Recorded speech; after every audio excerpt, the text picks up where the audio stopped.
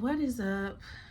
We are back with another episode, and if you've been listening and trying to catch up, I've been sick a few weeks, and my voice has been, kind of crazy.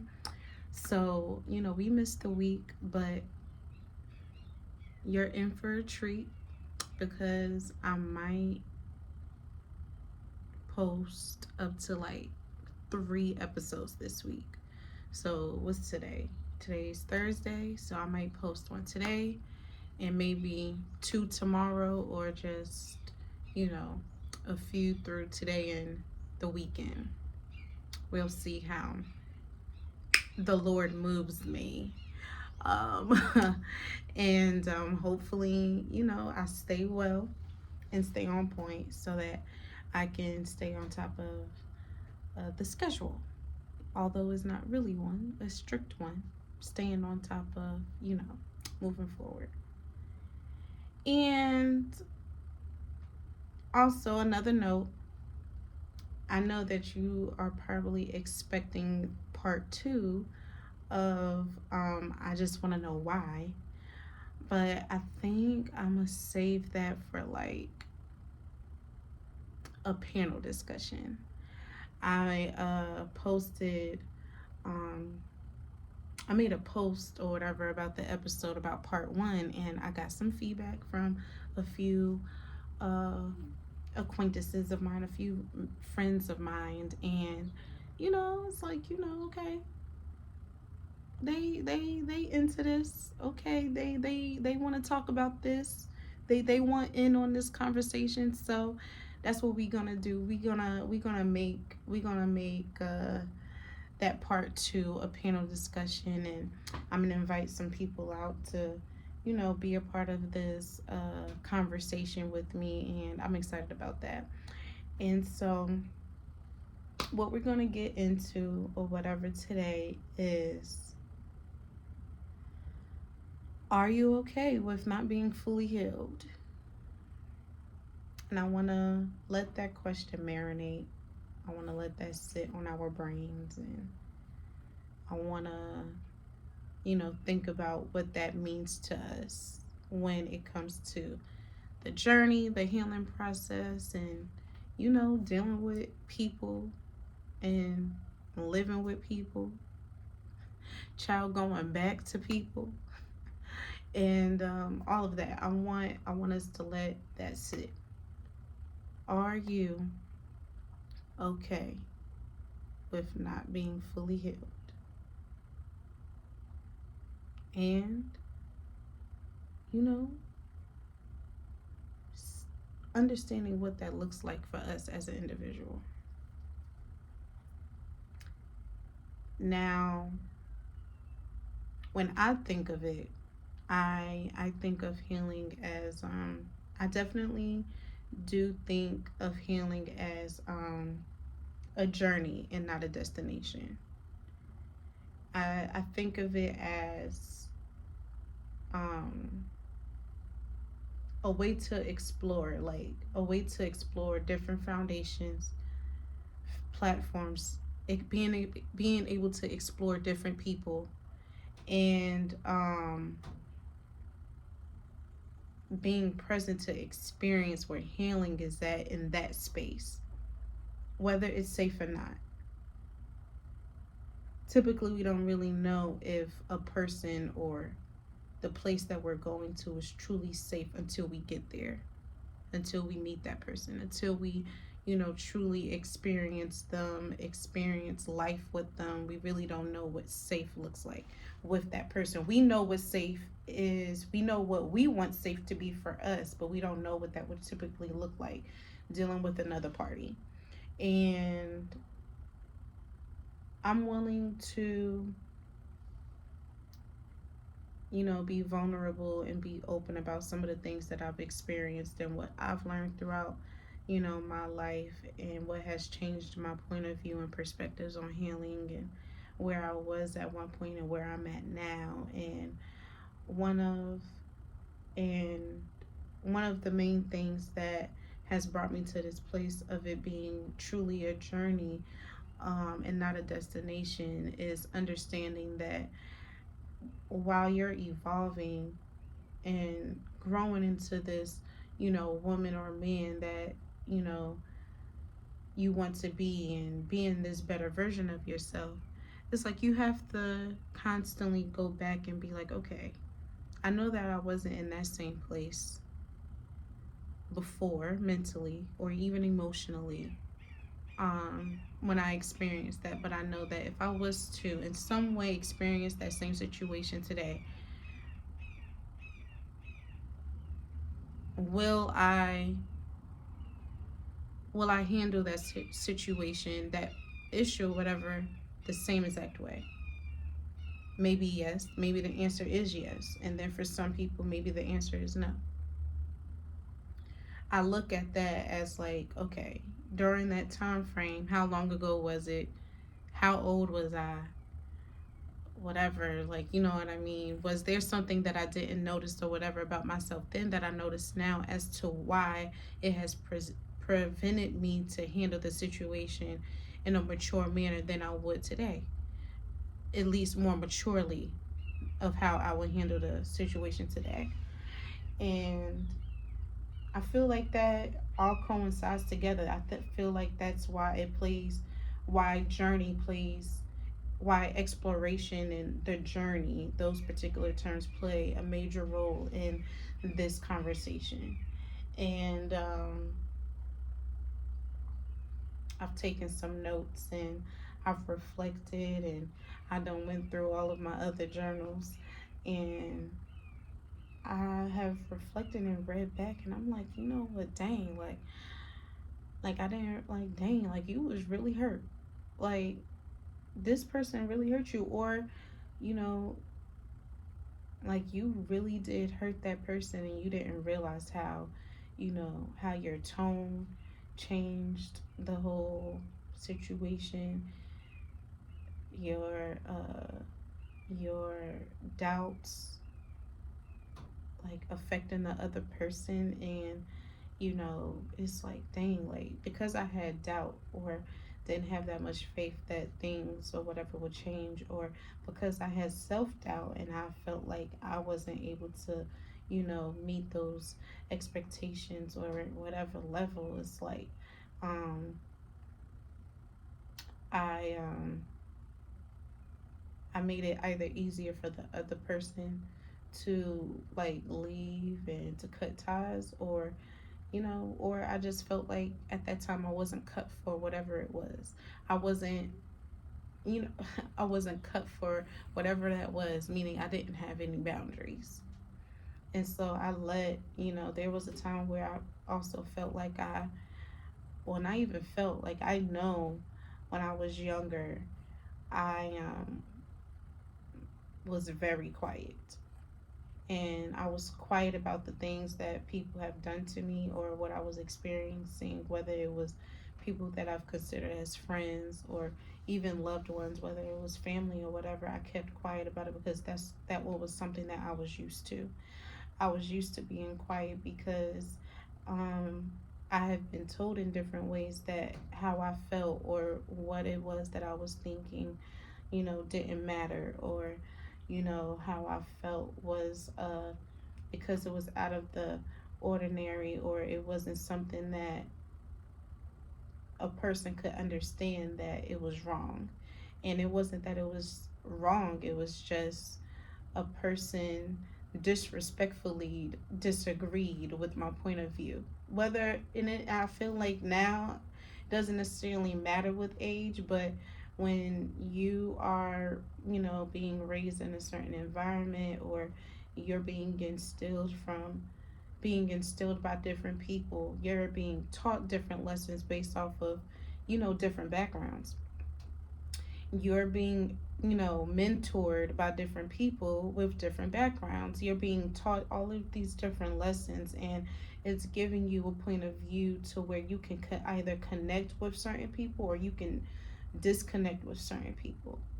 And over time I felt like I didn't well, I'll say this, I felt like on one end I was letting people like I was letting people willingly take advantage of me. And then on the other end, it was like I didn't know or realize that people was doing this to me because of what I was used to, or what, you know, what I understood. And in different positions that I've been put in, it was just like, well, did I really know that? Did I really realize or know that this person was taking advantage of me because I didn't speak up, or because I, didn't tell them how I truly felt?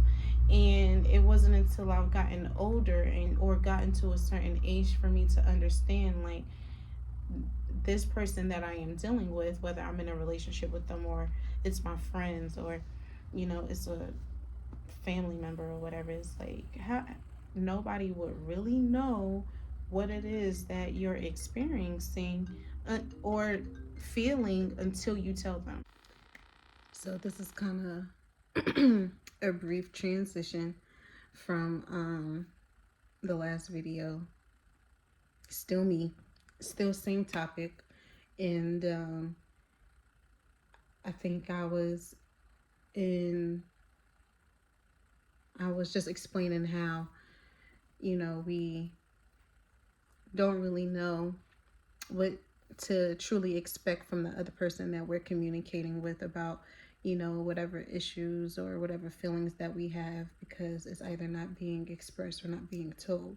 And I feel like that comes from a place where we have been accustomed to not being able to share. Like, some of us probably have been raised in a household to where, sharing the things that we've gone through is when like taboo, and whatever happens in this house stays in this house. What happens in Vegas stays in Vegas. Like, that's one of those big things I feel like in households um put a lot of emphasis in. And to be honest with that, that is kind of building a toxicity, a form of toxicity in relationships and in the household, because we don't realize how that particular silence actually becomes dangerous.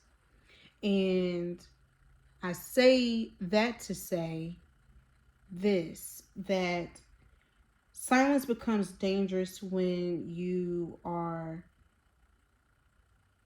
keeping secrets, not sharing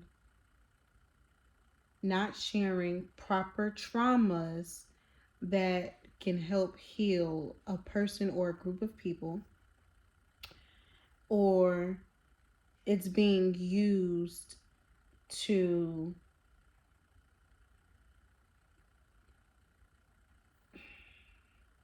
shame, when the silence is being used to shame, you know, a person or a group of people.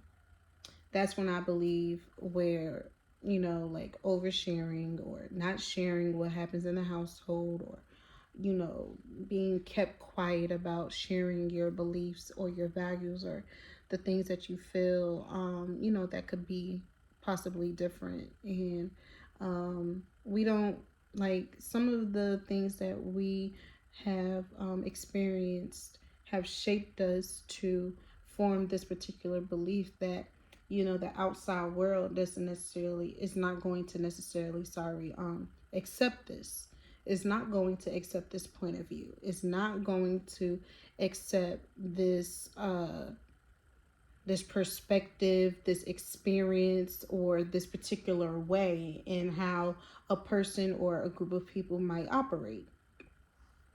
Like, for me, writing was a tool of mine because I didn't use my voice. And now I'm using my voice to actually share what it is that I have gone through, rather than just writing it down and hoarding it.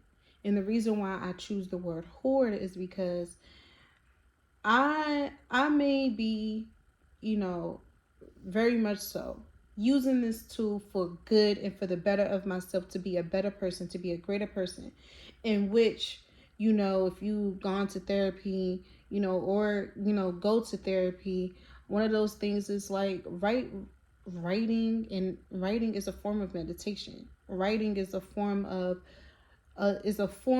what it is that you are planning to see, or that you visualize that you do want to come true.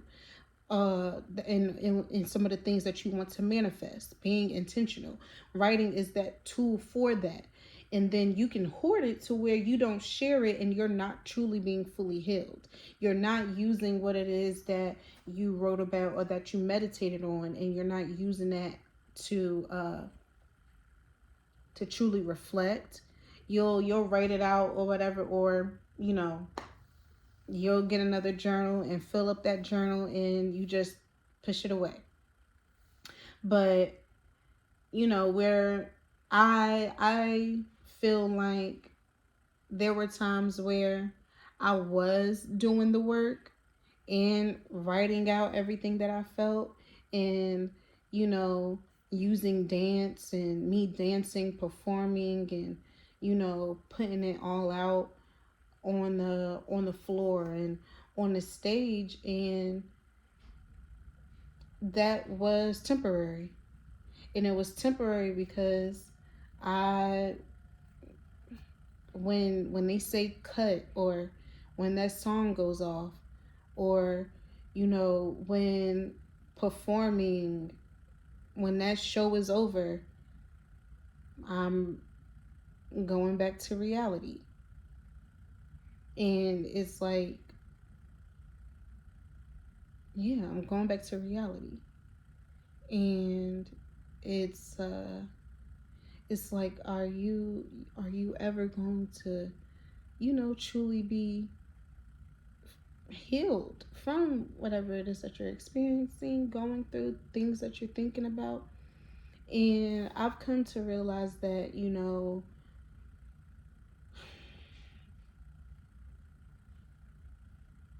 it's okay to honor yourself in a way to where you can accept the things that you have gone through and that you have been through, being able to share it and leaving it as that.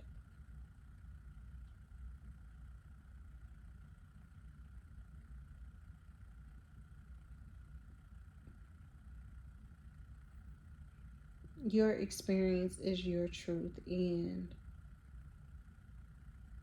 that is what you've gone through too. That's also what you had to go through to be where you are today, and to be the person who you like to be, the person that you are today as well. I feel like that goes together. I feel like that coincides and work together in that way to you know to be a part of that journey. I feel like I have accepted that there are people out there that have to accept that they're not going to fully be healed. But again, that's because it's a journey and it's not a destination. There's going to be somebody out there that is going to trigger you, and you have to go back and ask yourself and remind yourself that this is not that 7-year-old girl, that 7, 8-year-old boy, this and that this person that's talking to me right now is not the person that hurt me. And we have to distinguish and separate the two, or three, or many people, or whoever it was during that time that has hurt you. We have to separate them from the moment in the present that we're in now. What does that look like? How do I do that? You do that by, again, if it's easier for you to write it out, you write out what the root is. You say out loud what the root is. You say, okay, what is that root? For instance, for me, out loud, like vocally saying the root as to why I may shut down when I'm being yelled at in an argument, or the root to why I'm shutting down because I'm not I'm feeling like I'm not being heard is because the person is not being patient with me. Well, no, that's not the root. Those are the effects of me shutting down. So the root would be because when I was younger, I would constantly be yelled at about me expressing myself or sharing information that a person may have felt like was, I guess you can say, dishonoring them or was trying to shame the person. When in my, truth, in my reality, it was really just, sharing what I experienced with sharing information. And that can just be like just simply expressing myself. Um, I can say now in a way to where I was a challenger. I would ask a lot of questions, and it wasn't because of me not believing a person, but it was just really me asking questions because of curiosity, me being curious. And I feel like um, a lot of people get uncomfortable when they're being asked so many different questions. They don't know how to respond effectively. They don't know how to confidently and, and eloquently answer a question and letting it be that. Or they just honestly don't have an opinion about what it is that you're sharing or have a question about, and they feel disrespected. They feel like, they feel like your point of view and you asking a question to whatever can be talked about is challenging them, is disrespecting them. And that's what I got a lot while I was, growing up. And that can be from whether I was having different conversations or whatever with my father. A lot of that stemmed from that. A lot of it stemmed from, I've looked through, well, not looked through, but I found different like old report cards that talked about how I was talkative and like, I wasn't a horrible student. I wasn't a bad student. I was actually, praised in one of the good students. It would say that, but I just talked too much. And, I found that I was talking so much in school because I wasn't talking enough in the house. I was being told that I couldn't, like, I'm pretty sure there were some parents out there that have told their kids, uh, dang, I just had it too. Those, I swear to you, I know on Twitter, I know on Black Twitter, it's a lot of these statements. This is my house, and this is my house, my rules, my regulations, or, you know, um, tag is right there. And it's really about expressing yourself. I can't think of it right now. But if you got it, listen, put it somewhere. Put it in the comments, send me a DM, whatever. And yeah, like I know some of us have been in those situations to where like I'm really just trying to express myself, or I'm just really just asking a question and you being told to hush up, or you being told that you being disrespectful because you have an opinion or you think differently, or you getting slapped in the face because for them it's a rebuttal. And you're like, but I'm just saying. And they're like, well, no, don't say nothing. Hush up. I told you to do something, do it.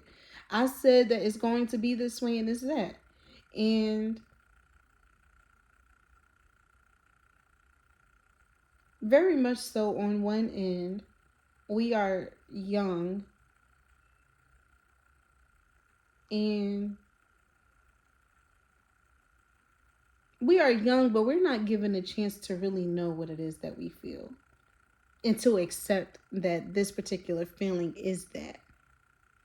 And, you know, our parents wasn't given that kind of space to know that either.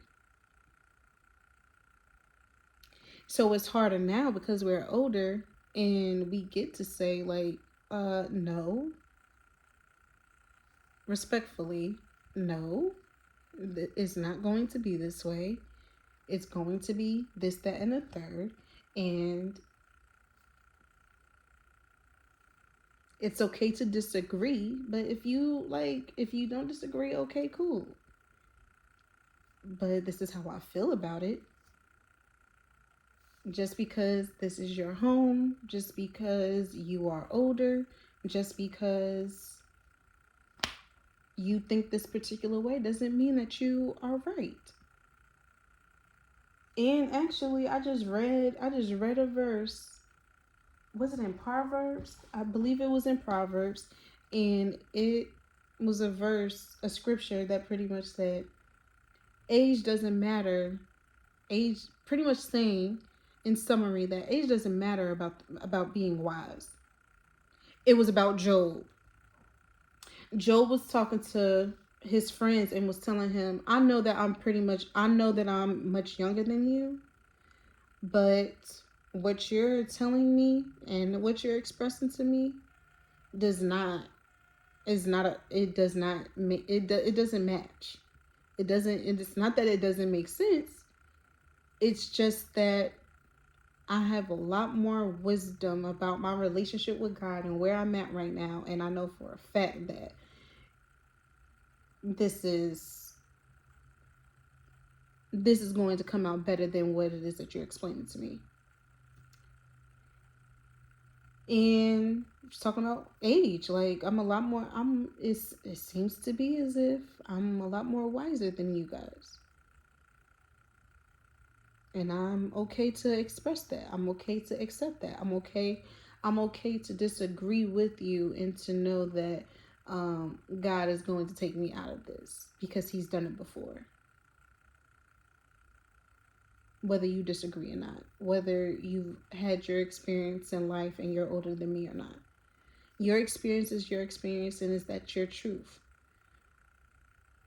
It doesn't make it right or wrong. But just because you experienced it in that particular way doesn't mean that my experience is wrong, because I do it differently. And then during those time frames, what you experienced during that time is completely different, because what is more accessible today, and a lot more knowledge and a lot more information that we have been given today.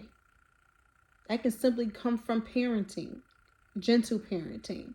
That can just simply come from mothers to be, having kids, doing it differently, doing it holistically, naturally. And because it's an easier way or whatever to have it's only an easier way to have a C-section, but do you really know, like, the suffering, the troubles, the issues that come that can cause if that can cause after having a C-section, and then on top of the healing process, and how much is it's a lot longer, and the shame, the fear, all of that comes with that. And not realizing that the environment that we're in are subconsciously manipulating us to make these decisions, because to make these decisions that don't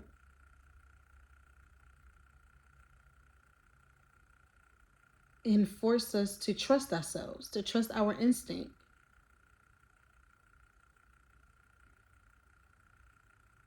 Those thoughts or those particular opinions that deter us away from being solid and confident in what it is that we want to do and how we want to do it is a form of fear, is a form of doubt, is a form of, like, truly is a form of ignorance, because the other person doesn't really, they don't know because they haven't experienced. They only know from their experience and well, a long time ago we didn't do that. Okay, well, y'all didn't do that then because y'all didn't have that then.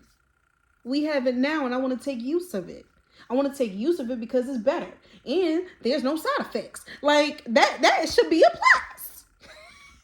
Like it could be from something so small to something to to something so major and big. And it's really about coming back to the root and being able to express that. And so in this moment, you know, being okay with your journey, being confident in your journey, it's also about acceptance, right? Like it's a type of form of it's one thing to accept yourself, but it's one thing to love yourself, bro. That's another type of acceptance. When you love yourself and you know yourself. Now, I'm not saying for the people that's like, well, this is just who I am. I'm not talking about them people. I'm talking about the people that know, like, look, like, you know what? I know that this affected me and it has changed my mindset, my point of view about life, about love, about joy, about peace, about what it means to like reciprocate and pour into another person for them to grow and vice versa for me. You know what I mean? And you know, you're willing to grow and evolve and to mature. In a sense that is a form of changing, but your life is changing. You're still developing. You're still like, bro, like you're still growing, like you're still aging. And aging comes with wisdom, aging comes with experiences in life. And when you know the way that you saw love when you was from like 3 to 10, which could be very detrimental at a young age, is totally different from what you're going to see love and experience love from 15 to 21, especially from high school to college. And you know, I've heard it before, but I do suggest that if you are young, I don't take it away, but if you are young and you are in a relationship, test it out, but take a break. Once you hit 20, uh try it out, but don't be all in it. And I say that because 30, you by the time you hit 30, like I'm 30 today. Well, yeah, I am 30 today, but I turned 30 a few months ago. And my view on love and my perspective of it has not really changed, but my view on how I want to, like, my views on marriage, being in a healthy relationship from the time of what I've seen until now has definitely changed, including my experiences. But all of that plays a part. All of that plays a part into the root, into having that conversation about speaking out about something that you've experienced and been through. The root as into being like, as to truly saying, like, you know what? So for me, another root is um, being abused. And so for me, I've been abused sexually, verbally, and emotionally. So I've been abused in all aspects of life, physically, sexually, emotionally, and mentally. Jesus. And saying that out loud, you realize I'm realizing that that is a lot for a person to go through. That to actually vocalize and say that I've been abused physically, sexually, mentally, verbally, and emotionally. It's like, God damn, I done been through the mud, but I'm still here. So the root of that, right, is because I was raped and molested. So that's sexual. I have, and besides being disciplined, I have been in physical situations more than once, more than twice, with people that I thought um, was supposed to protect me and to love me unconditionally. And some of those same people have also, used their, I guess you can say, power or their sense of authority, or I mean, I guess you want to, I don't know if you technically put labels on it, whether it's like parents or, you know, higher power, like because they're older. It can be because of age or whatever. Like, I don't know if that plays a part, but I don't know if that plays a part when it comes to being talked about of power. But I feel like people do use their power in a sense to manipulate in that way and to make you feel low and to make you feel small, and verbally emotionally and mentally. I feel like all three of that coincides in that. And like, for instance, like a trigger word for me is being called a bitch and a hoe. And the root of that is because of what I've been called that, like, of how I've been called that from men and from women. Um, and regardless if it was what I know in conversation, like, it was malicious and it was mean and it was disrespectful. From who it came from, it's like I truly had to, like, for me, navigating this journey of healing, I had to know that, like, okay, the reason, without justifying why I was called that, having to analyze and reflect that because this person does not know much of this experience, doesn't have knowledge on how to navigate what to do and how to be supportive and helpful for a person to go through this traumatic experience, whether it's being sexually abused, whether it's being cheated on, whether it's being lied on, whether it's being whatever this particular situation is. If the other party does not have knowledge on how to navigate and support the person that they love, they would end up triggering the person even more, not knowing how they're truly hurting them because they just don't know. And there were times where, even with me going to like therapy or whatever, and me having to, like, you know, navigate through these particular moments or whatever of my healing journey,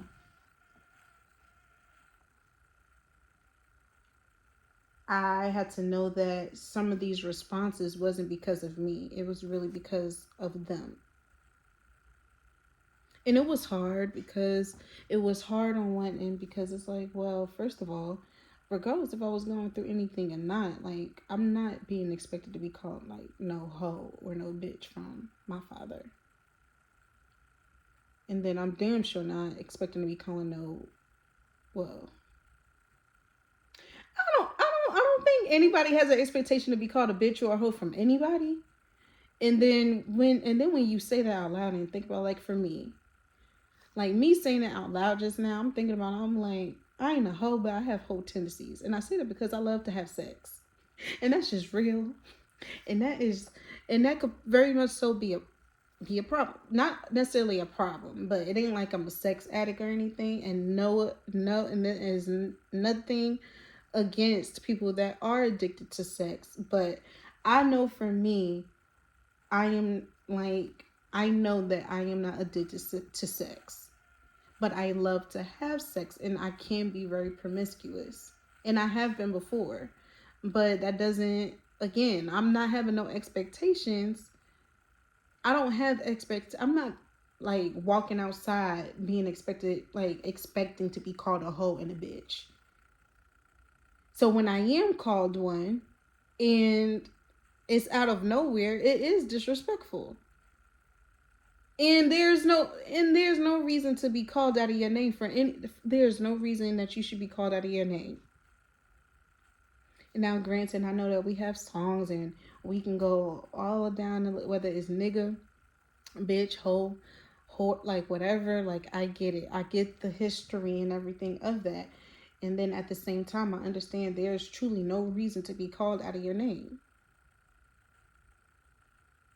I know that there's definitions for all of these different terms that we use on a regular basis, whether we use it for a term of endearment or we're trying to express something with some type of extra, with some extraness and some, extra glitter and whatnot, trying to make it look what it ain't or whatever the case is. I get all of that because yes, I do be like bitch or but I also say girl, like and I do use the term nigga a lot because why is you out here acting like a Negro? Like you, like, come on. Anyways, the root, there can be two different roots in situations like that. And that's just to say that a person, like a root as to why somebody is really hurting you and triggering you more is because of ignorance. And then your root as to why you was called that was because of your because of what you experienced and your trauma. And then it becomes worse because now you have to re-navigate that. Like now you have to navigate. Not only do you have to heal from being sexually abused, but now you have to be healed from a person that is supposed to like help you and support you, and then they called you this thing and don't believe you,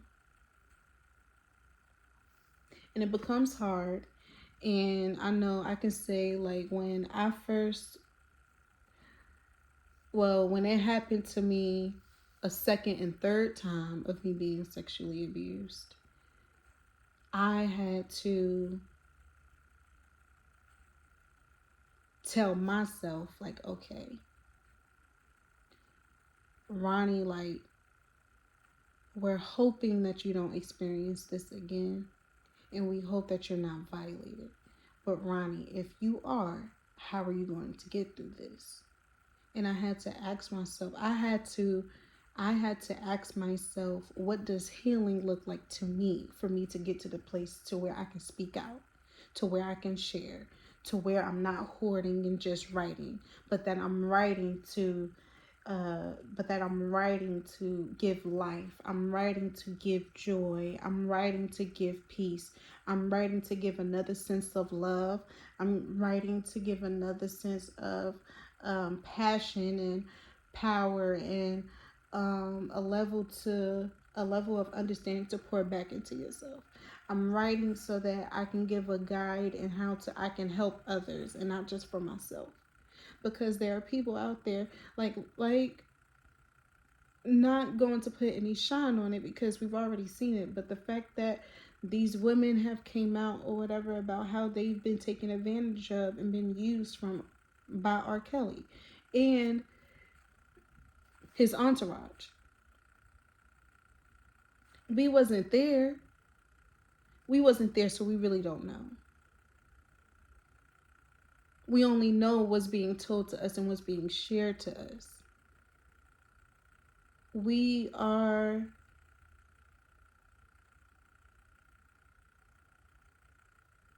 And when I say we, I'm talking about women that are being open into sharing what it is that they're experienced, what they have experienced, and how they've been traumatized.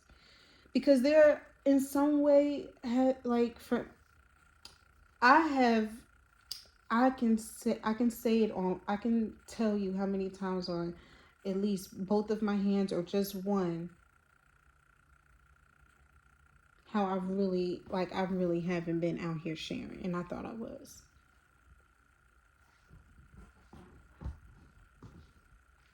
And that's because of experiences. Like I wasn't able to get to this place if I didn't go through all of the things that I went through during my healing process.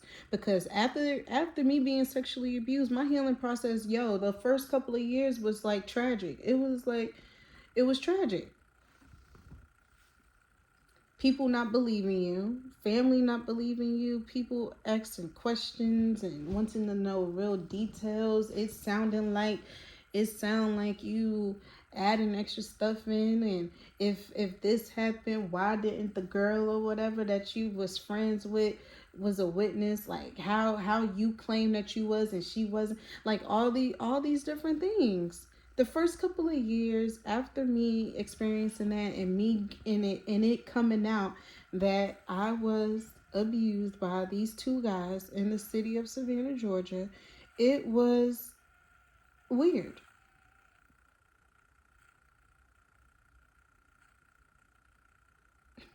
That's the only word that I have.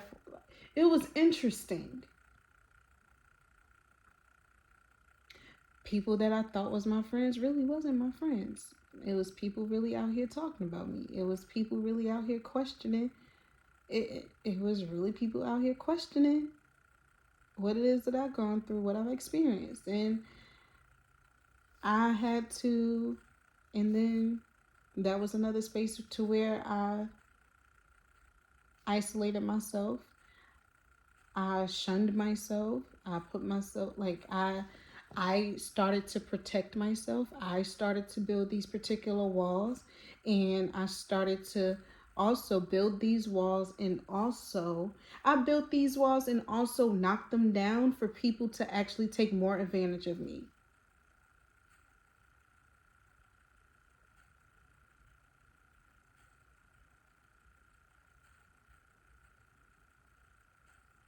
Are you okay with not being fully healed?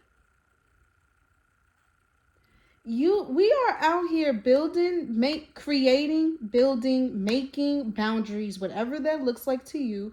We are out here building boundaries and letting people cross them because we are afraid of losing them. We are afraid to tell them the truth. We are afraid to share our truth. We are afraid that if we do share, that we're oversharing and they are not going to be able to compensate for the holes that have not been filled. We are letting people cross boundaries and not meeting our I want to talk about this too, maybe in a different episode about boundaries and expectations. But nonetheless, again, we are creating these boundaries and then we are not showing up for ourselves. We are waiting for people to show up for us. So when are you going to show up for yourself? When are you going to speak out? When are you going to tell the truth? And when are you going to say it? Because the more you hold it in, the more you hold it in, the more guilty, the more regret, the more shameful, the more painful, the more you're going to feel down, the more you're going to keep on feeling this weight, the more you're going to feel this burden.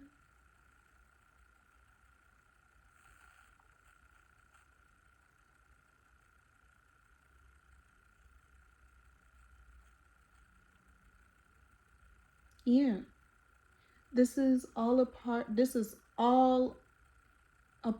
of finding your voice through trauma.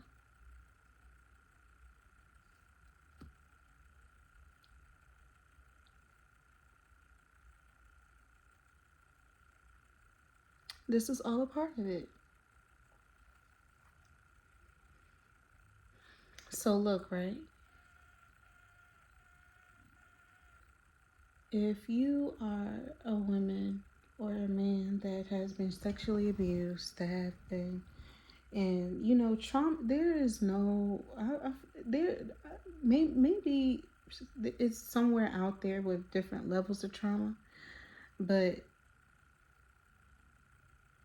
of, whether it's green to red, and then this is like an okay trauma and this is a horrible trauma. Trauma is trauma.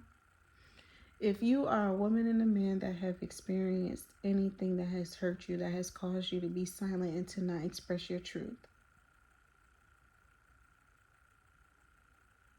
I encourage you to write it out,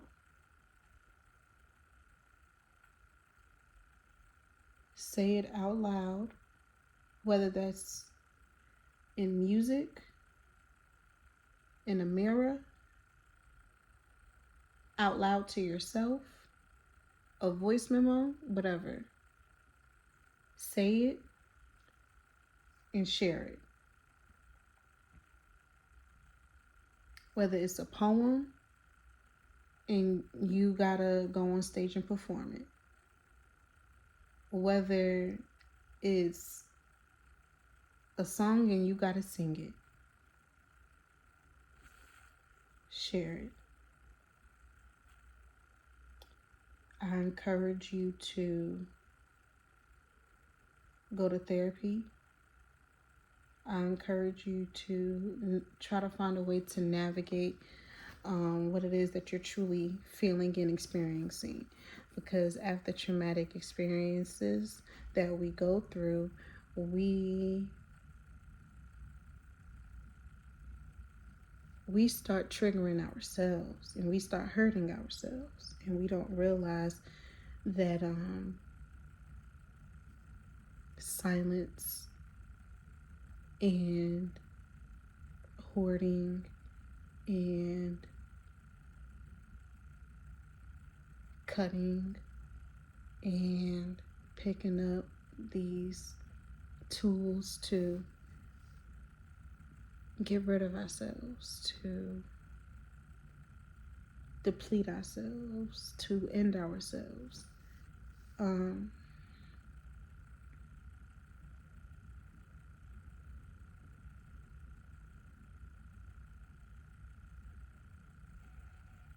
We don't realize that that's not the only answer to what we've experienced.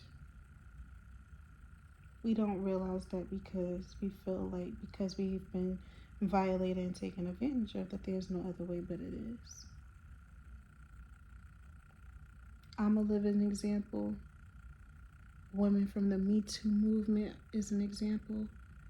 Women that are out here sharing the things that R. Kelly and his entourage have done to them, they're an example.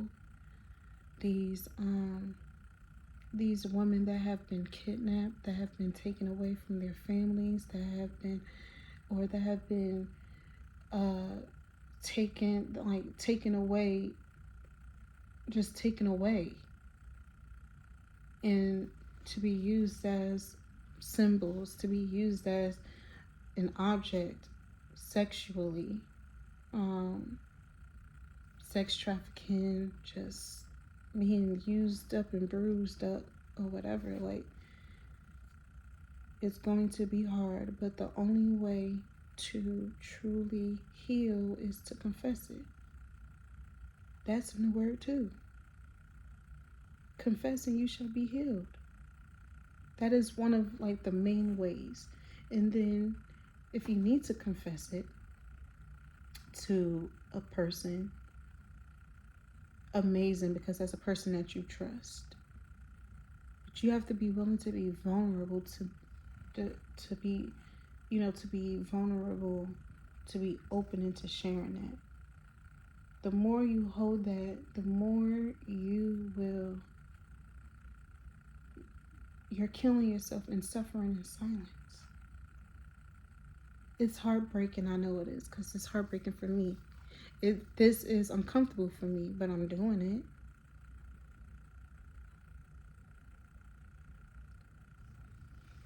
It's uncomfortable for me for sure, because this is the first time in a long time that I've actually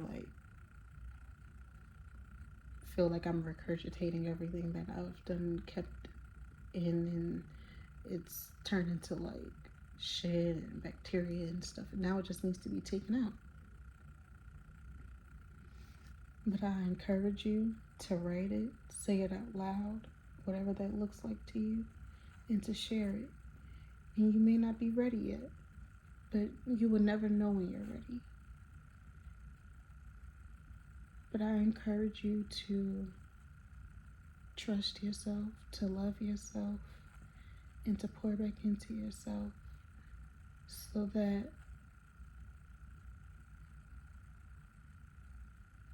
you can heal and be on the other side.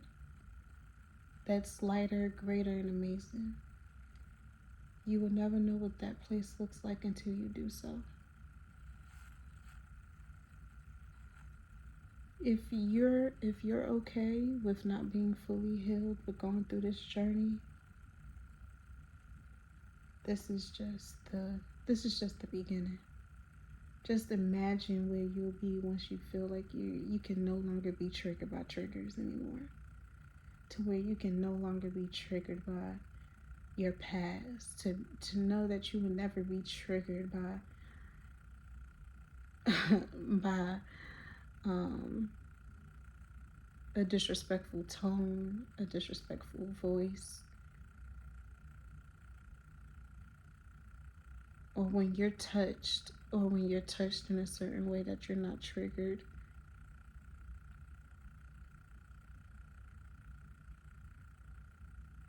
And research different type of therapies that may work out for you, because there's so many different types of therapies.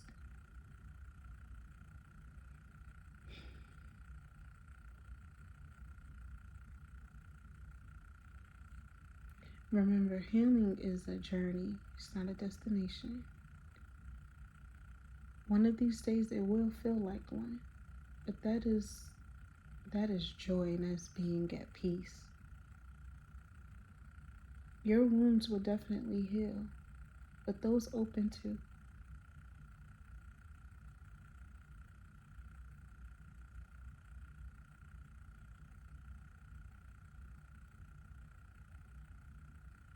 So maybe you answered this question. Maybe you saying nah, F that. Maybe you not ready. Maybe you not okay. And that's okay too. Give yourself grace. And if you are okay, this is just the beginning. And this is just the beginning. But for both answers, give yourself grace. And come back and reflect with me. Heal with me.